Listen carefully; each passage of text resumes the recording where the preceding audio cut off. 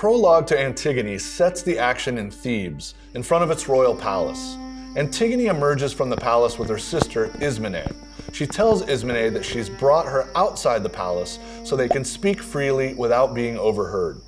She asks Ismene if she realizes the gravity of past tragedies, which Antigone attributes to both the god Zeus and their father Oedipus. She also asks Ismene if she has heard the recent proclamation from Creon, who's their uncle and the king of Thebes. Ismene claims not to know anything, but mentions the fact that both of their brothers killed each other in battle, fighting on opposing sides. Antigone complains to Ismene that Creon has treated the deaths of their brothers unfairly.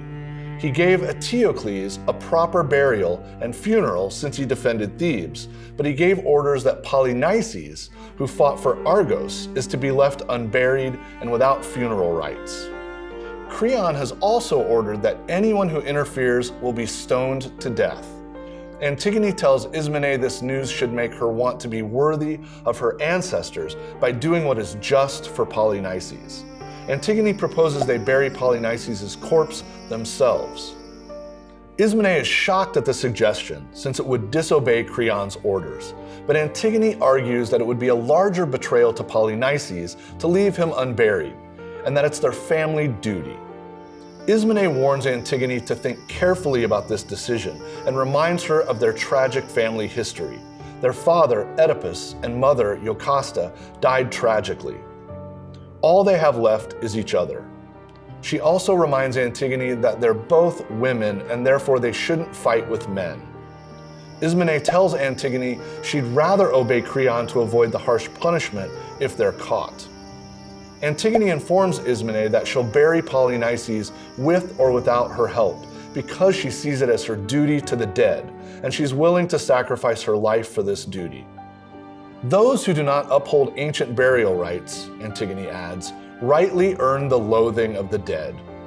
Ismene reiterates that disobeying the king and his laws is not in her nature, and that she's afraid for Antigone. She cautions Antigone not to tell anyone of her plans, but Antigone says that she'd rather everyone knew. Creon's proclamation highlights loyalty and disloyalty to the city of Thebes. In his justification, Eteocles was loyal in his defense of Thebes and deserves an honorable burial, but Polynices was disloyal by fighting on the side of the enemy and therefore deserves nothing. Creon's threat to publicly stone anyone who disobeys his decision is extreme. He's using the opportunity to try to unite his citizens against their enemies after a bitter war.